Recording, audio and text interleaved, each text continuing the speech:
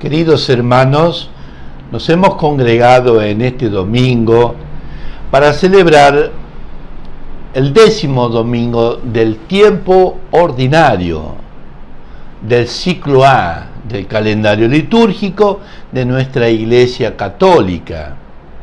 Siempre es bonito recordar que la Iglesia tiene su calendario, tiene su itinerario, tiene sus héroes, tiene su santo, tiene su doctrina, tiene sus normas, tiene sus leyes y tiene su premio, pues es el cielo. Eso sí es muy bonito tenerlo siempre presente, para poder discernir, para que nos demos cuenta por dónde voy, cuál es el camino por el cual yo transito. Si voy por el camino de Dios, si voy por el camino del bien, tengo que aprender a discernir en el transcurso de mi vida. Estamos celebrando uno de los grandes misterios de nuestra fe, llamado Misterio de la Trinidad, donde Padre, Hijo, Espíritu Santo, tres personas y un solo Dios. Este misterio se celebra después de haber concluido el tiempo de Pascua, con la solemnidad de la venida del Espíritu Santo el domingo anterior. Ese Espíritu que ingresa en nuestra vida, y ese Espíritu, como dice el Evangelio de San Juan en el capítulo 16, versículo 7, dice el Señor: pero yo os digo la verdad, os conviene que yo me vaya, porque si yo me voy, el Consolador vendrá a vosotros, y Él os enseñará todo. Eso hemos celebrado el domingo pasado, la venida del Espíritu Santo. Ahora estamos celebrando este misterio trinitario, que está acompañado, rodeado, digámoslo así, por tres grandes solemnidades. Hoy, misterio de la Trinidad; la próxima semana, misterio de Corpus Christi; y también ese otro gran misterio, el Sagrado Corazón de Jesús. Esas cosas son bonitas, que nosotros nos vayamos preparando. Es el calendario de la Iglesia que nos trae para que nosotros podamos conocer con anticipación las fiestas, y esas fiestas que son espirituales, que son para mi alma. El misterio de la Trinidad está como centralizado en uno de los aspectos, artículos del credo. El credo ha sido un resumen de toda la doctrina de la fe. Se han hecho reuniones llamados concilios cristológicos para poder reunir las principales verdades de nuestra fe en el credo, que está compuesto por 12 artículos. Esos 12 artículos van desarrollando la vida, la historia de Dios, para poder nosotros profundizar y de esa manera conocer cada vez más ese hermoso camino que es el camino de Dios. Estas reuniones, llamados concilios, que se han realizado en diferentes épocas, al inicio del cristianismo, para poder en claro las verdades de la fe y no dejar luz para que se haga una mala interpretación de los grandes misterios de la fe. En el año 325 se celebró el concilio de Nicea. En el año 381 se celebra el primer concilio de Constantinopla. Y en el año 431 se celebra el Concilio de Éfeso. En estas reuniones, en estos concilios, pues sale la redacción del nuevo credo de Constantinopla, que es el que a veces nosotros nos cuesta un poquito rezarlo, porque es un poco más enriquecedor en su doctrina, en sus mensajes. Estamos acostumbrados a rezar el credo de los apóstoles. Hablamos de misterios de la Trinidad, pues los misterios a veces son absolutos, como puede ser querer que con mi mente voy a entender, voy a comprender a Dios, lo cual es imposible por nuestra capacidad de conocimiento, porque si no seríamos dioses. Nuestra mente, nuestra inteligencia está limitada.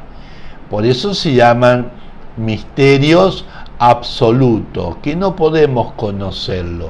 Están los misterios relativos, que sí podemos en el orden natural, misterios de cosas que nosotros no sabíamos y que gracias a la técnica, a la ciencia, hemos podido ir descubriendo y conociendo.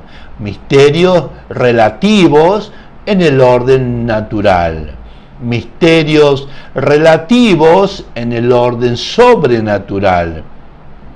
¿Cómo puede haber sido la historia de Abraham? Dios le indica, Dios lo llama, Dios le dice que salga, que lo siga. Era un misterio, pero ¿a dónde, Señor? Ven, yo te diré a dónde vas a ir. Entonces, al principio era misterio, después el Señor le va revelando el camino a Abraham y ya deja de ser un misterio. Eso es lo que estamos celebrando, queridos hermanos, en este domingo. El domingo en que nosotros nos unimos a la ciencia, al conocimiento de nuestra Madre, la Iglesia. Nosotros somos portadores de ese misterio también. En nosotros habita la Trinidad. Por eso, San Ignacio de Antioquía, a él le gustaba llamarse Teóforos, que significa portador de Dios.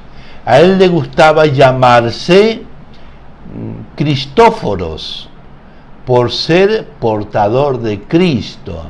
Miren qué textos bonitos de los santos, donde marcan la importancia de nuestra persona, que somos nosotros portadores de la Trinidad, somos tabernáculo.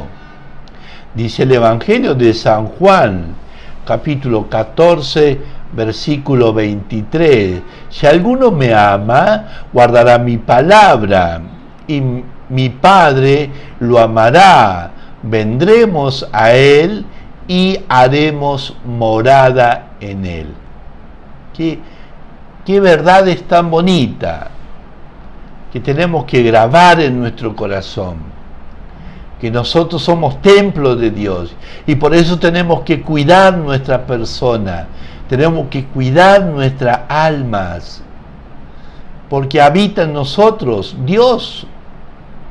En la carta de San Pablo a los Efesios, en el capítulo 3, versículo 17, habla el texto que Cristo habita por la fe en nuestros corazones. Entonces, esas verdades son muy importantes que las tengamos bien presentes, para que nos demos cuenta que somos portadores de Dios, que llevamos en nosotros la presencia, la imagen, el vestigio, somos imagen de Dios. Pero no solamente eso, me gustaría, en segundo lugar, después de haber dado esta pequeña introducción acerca de este misterio trinitario, me gustaría en primer lugar hacer una pequeña orientación a la primera lectura que hemos leído del libro del Éxodo, capítulo 34, versículo 4, donde habla la historia de Moisés. Pero más que la historia de Moisés, en esta lectura se remarca el amor de Dios, el amor misericordioso que Dios nos tiene, a pesar de nuestros errores, a pesar de nuestros pecados, a pesar de nuestras infidelidades. Moisés había ido a recibir la tabla de los mandamientos.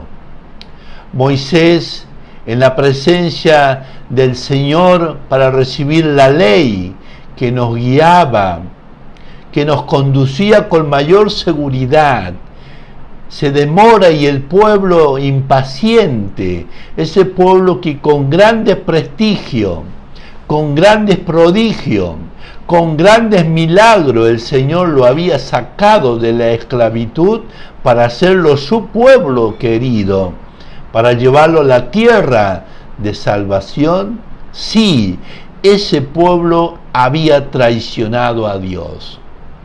Habían construido un Dios falso. Habían fabricado un ídolo, una ofensa inmensa a Dios. Cuando nosotros cambiamos de dioses, cuando nosotros nos fabricamos nuestros dioses, como puede ser el trabajo, como puede ser el placer, como puede ser el dinero, como puede ser el confort, cualquiera cosa, nosotros nos podemos convertir en nuestros dioses, nuestros ídolos, y se ofende al Dios verdadero. Y así fue cuando Moisés llega con la ley, con las 2 tablas de los mandamientos, se encuentra que su pueblo querido había traicionado a Dios. En un acto de cólera rompe las tablas, pero Moisés nuevamente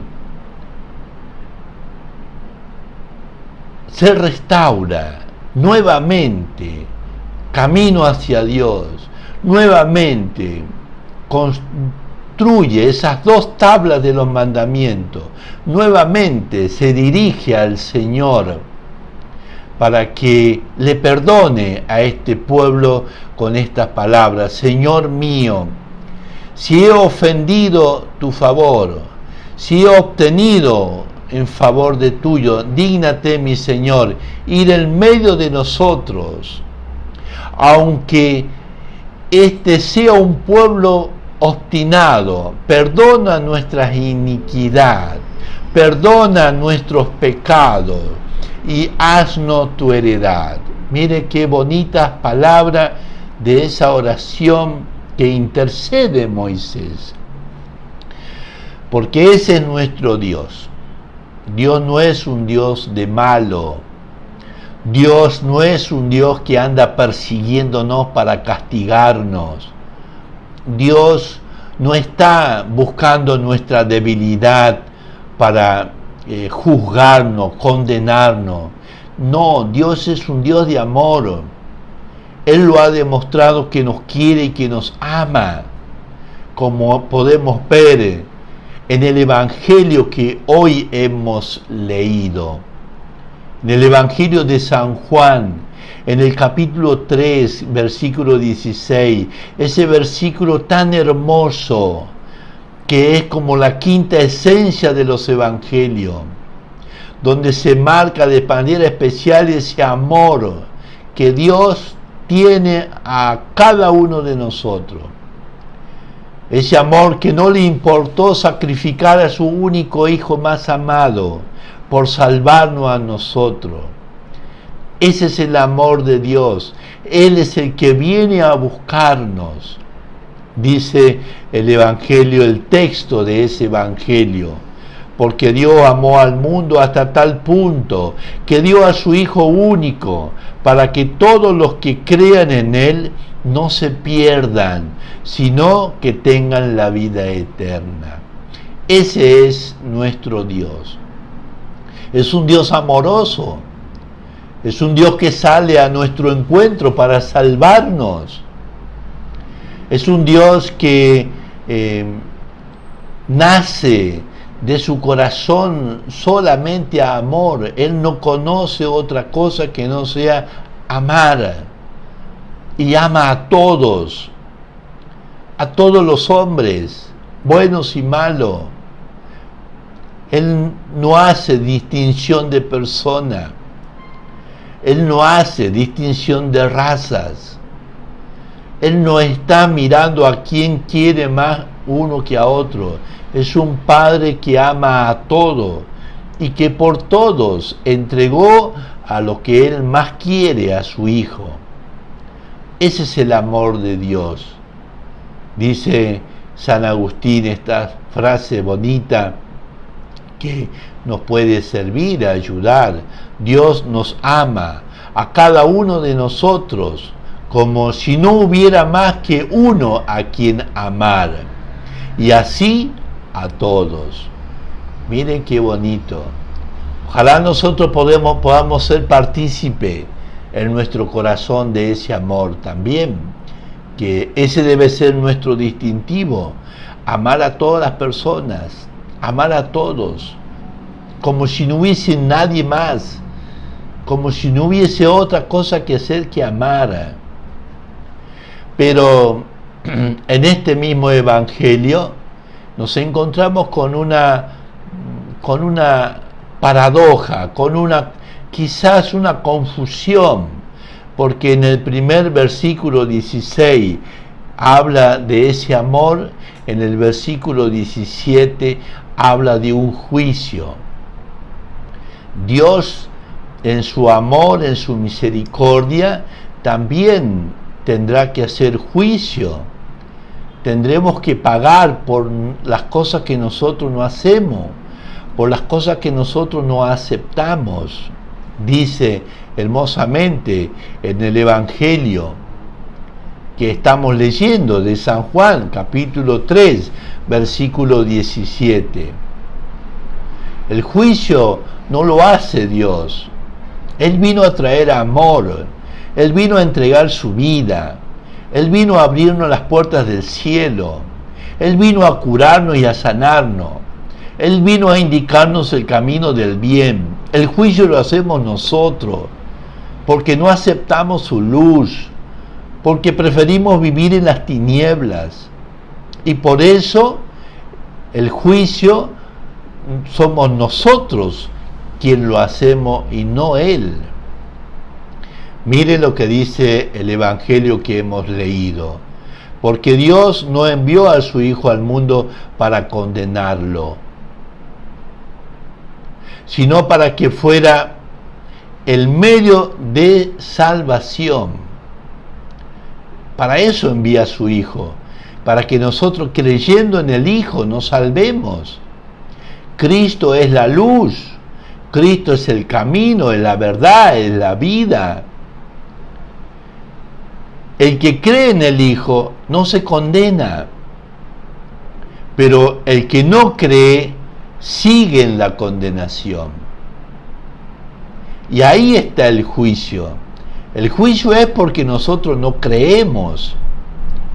El juicio es porque nosotros preferimos seguir en las tinieblas, en la oscuridad, para que no se vean nuestras obras. Incluso nos molestan aquellas personas que nos estén indicando el camino que está mal.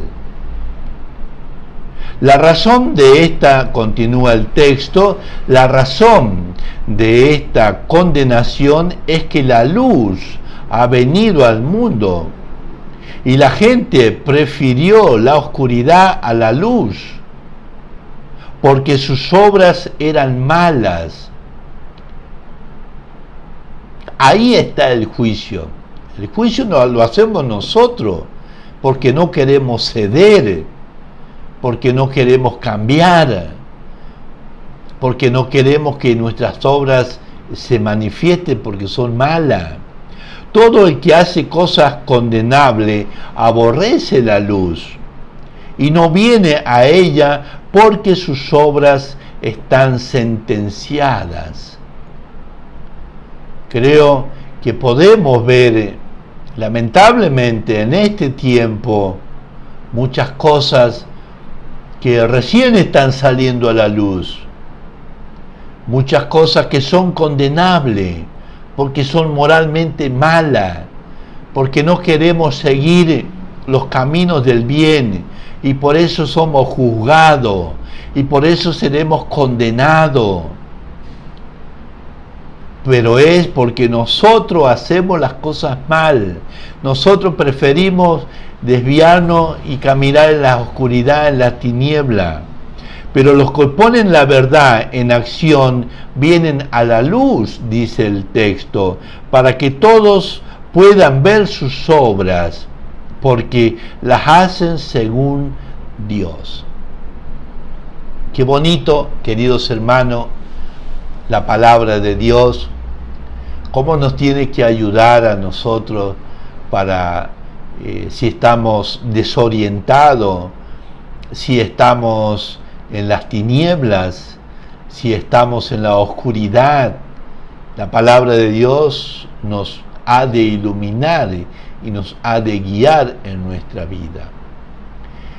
Que el Señor, la Santísima Virgen, pueda hacer que nosotros, contemplando estos misterios de nuestra fe, podamos conocerlos, podamos profundizarlos y de esa manera vivir en el camino de la luz, en el camino de la verdad, en el camino de la vida, que ese es el camino de Dios.